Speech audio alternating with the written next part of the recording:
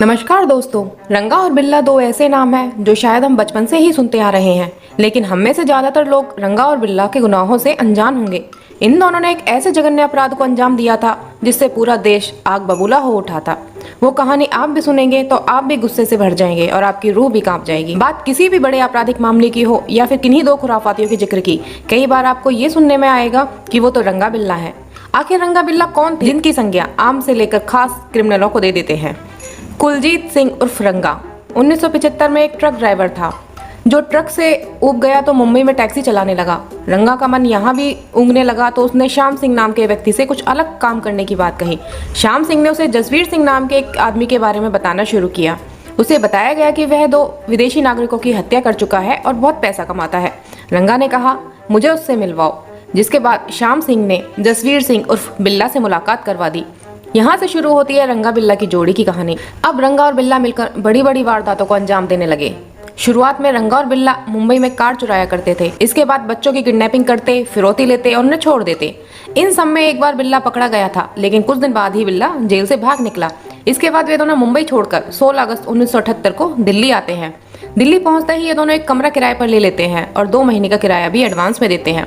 दिल्ली जाकर इन दोनों का मकसद काम करने का नहीं, बल्कि यहाँ भी ये दोनों चोरी, किडनैपिंग, हत्याएं करने आए थे और ये अब दिल्ली और उसके आसपास के हिस्सों में अपराध करने लगे। 1978 के जून में रंगा और बिल्ला ने अशोक शर्मा की कार अशोका होटल के सामने से चोरी कर ली।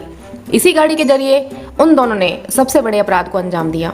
कार की चोरी के बाद ये दोनों सोचने लगे कि किसी कपल को किडनैप किया जाए और फिर उनको बंधक बनाकर उनके घर ले जाया जाए और फिर चोरी की जाए। दूसरी तरफ मदन चोपड़ा, जो एक नौसेना अधिकारी थे, वे धौलाकुआ की अफसर कॉलोनी में रहते थे। उनके 2 बच्चे थे, 16 साल की गीता चोपड़ा और 14 साल का संजय चोपड़ा।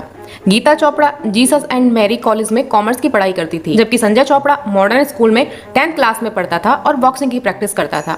गीता को एक बार ऑल इंडिया रेडियो से ऑफर आया। उन्होंने 26 अगस्त 1978 को वेस्टर्न सॉन्ग के एक इन द ग्रुप प्रोग्राम में हिस्सा लेना था, जिसे उसी रात 8 बजे ऑन एयर होना था। प्रोग्राम में गीता के साथ उसका भाई संजय भी जाने के लिए तैयार हो गया। दोनों घर से निकले। कॉलोनी के एक व्यक्ति ने उन्हें लिफ्ट दी और गोल डाक खाना छोड़ दिया। इस जगह से आकाशवाणी का केंद्र कुछ ही दूरी पर था।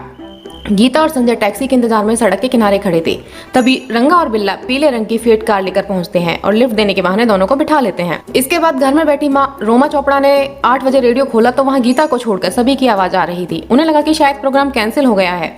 उधर रंगा और बिल्ला की नजर आपस में मिली और आंखों ही आंखों में दोनों ने इशारा किया, जिसके बाद गाड़ी आकाशवाणी की बजाय दूसरे रास्ते पर मोड़ दी। जिसके बाद गीता ने कहा, आप हमें कहाँ लेकर जा रहे हैं? आकाशवाणी तो दूसरे रास्ते पर है। जिस पर उन दोनों ने कोई जवाब नहीं दिया। गीता और संजय समझ गए कि वे फंस चुके हैं। उन्होंने गाड़ी रुकवाने की कोशिश की, लेकिन रंगा और बिल्ला गाड़ी के हैंडल को पहले ही निकाल चुके होते हैं। यहाँ बिल्ला ने धारदार हथियार से संजय के कंधे और हाथ पर हमला करना शुरू कर दिया। संजय चोपड़ा की शर्ट खून से सन चुकी थी। गीता गाड़ी चला रहे रंगा के बाल पकड़कर खींचने लगती है। रंगा हाथ छुड़ाने की कोशिश कर रहा होता है। वह एक हाथ से गाड़ी चला रहा था और दूसरे हाथ से गीता के हाथों पर जोर जोर से वार कर रहा था। गाड़ी शंकर रोड के भीड़ वाले इलाके में जाकर रुकी। संजय ने शीशे से मुंह सटाकर जोर जोर से चिल्लाना शुरू कर दिया। संजय की आवाज भगवान दास ने सुनी। वह बंगला साहब गुरुद्वारे से नॉर्थ एवेन्यू की ओर स्कूटर से जा रहे थे। उन्होंने एक लड़के को चिल्लाता देख उसे रोकने की कोशिश की। वह एक दूसरा व्यक्ति उस गाड़ी से भी लटक जाता है, लेकिन रंगा ने गाड़ी नहीं रोकी। भगवान दास ने इस बात की सूचना पुलिस को दी। पुलिस को बताया कि एक गाड़ी में 2 बच्चे हैं। गाड़ी का नंबर HRK 8930 है। DDA के जूनियर इंजीनियर इंद्रजीत ने भी उस गाड़ी को देखा। उन्होंने बताया कि लोही अस्पताल के पास गाड़ी तेज रफ्तार से गुजरी और आगे जाकर धीमी हुई तो मैंने देखा कि गाड़ी में 2 बच्चे चीख रहे हैं। मैंने गाड़ी रोकने की कोशिश की, लेकिन ड्राइवर सिग्नल तोड़ता हुआ भाग गया। उन्होंने गाड़ी का नंबर HRK 8930 बताया। रंगा और बिल्ला गाड़ी को भगाते हुए रिज इलाके में पहुंचे। यहाँ गाड़ी रोककर पहले उन्होंने संजय की हत्या की। इसके बाद उन दोनों ने गीता के साथ रेप किया। रेप के बाद रंगा गीता को उसके भाई की लाश की तरफ ले जा रहा था, तभी पीछे से बिल्ला ने तलवार निकाली और गीता की गर्दन पर वार किया, जिससे गीता की भी मौके पर मौत हो गई। इसके बाद उन्होंने उसकी लाश को उठाया और सड़क के किनारे फेंककर भाग निकले। 9 बजे गीता के पिता आकाशवाणी के कार्यालय पहुंचे। अंदर गए तो पता चला कि गीता और संजय यहाँ पहुंचे ही नहीं हैं। मदन चोपड़ा भागकर धौलाकुआ थाने पहुंचे। पुलिस से शिकायत की, लेकिन पुलिस के पास से पहले ही 2 बच्चों के अगवा होने की शिकायत पहुंच चुकी थी।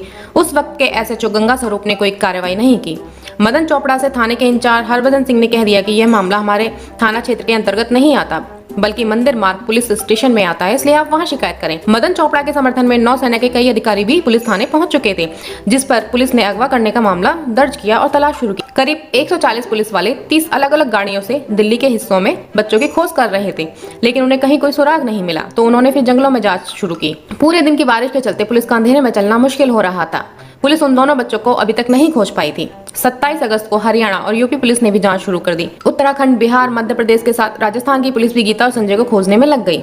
हरियाणा पुलिस ने उस गाड़ी को खोजा जिसे सबसे पहले भगवान दास ने देखा था। ट्रांसपोर्ट विभाग ने बताया कि HRK 8930 नंबर की गाड़ी के मालिक रविंद्र गुप्ता हैं, लेकिन वह गाड़ी फिएट नहीं थी। जो गाड़ी थी उसकी हालत इतनी खराब है कि वह दिल्ली तक जा ही नहीं सकती थी। 19 अगस्त को एक चरवाहे को एक लाश दिखाई देती है। वह उसकी सूचना पुलिस को देता है। दिल्ली पुलिस तुरंत पहुंच जाती है। सड़क से महज 5 मीटर की दूरी पर पड़ी हुई लाश को बाहर निकाला जाता है। आसपास सर्च ऑपरेशन शुरू किया जाता है तो 50 मीटर की दूरी पर एक और लाश मिलती है। पुलिस अधिकारी मदन चोपड़ा को लेकर वहां पहुंचे। मदन चोपड़ा ने देखते ही अपने बच्चों को पहचान लिया। उनके मुंह से आवाज नहीं निकल रही थी। पुलिस वालों ने उन्हें संभाला और पोस्टमार्टम रिपोर्ट से पता चलता है कि गीता के शरीर में 5 और संजय के शरीर में 21 गहरे घाव थे। लाश मिलने के बाद दिल्ली में हंगामा हो गया। लोकसभा के अंदर कांग्रेस नेताओं ने जनता दल के खिलाफ नारे लगाए। तत्कालीन पीएम मोरारजी देसाई से इस्तीफे की मांग होने लगी। मोरारजी देसाई खुद पीड़ित के घर गए। उस वक्त के विदेश मंत्री अटल बिहारी वाजपेयी दिल्ली में प्रदर्शन कर रहे लोगों से मिलने पहुंचे तो किसी ने उनके ऊपर पत्थर उछाल दिया। पत्थर अटल जी को लगा और उनका कुर्ता खून से लाल हो गया। सरकार की बहुत किरकिरी हुई तो पुलिस को अलर्ट किया गया। रंगा और बिल्ला 8 सितंबर 1978 को कालका मेल के उस डिब्बे में चढ़ गए जिसमें सारे फौजी भरे हुए थे। जब फौजियों ने रंगा और बिल्ला से सवाल जवाब किया, आई कार्ड दिखाने को कहा, तो वे दोनों धौंस दिखाने लगे। तो आर्मी के ही एक अफसर लांस नायक एवी शेट्टी ने पिछले दिनों इनकी एक फोटो अखबार में देखी थी, तो उन्होंने इन्हें पहचान लिया।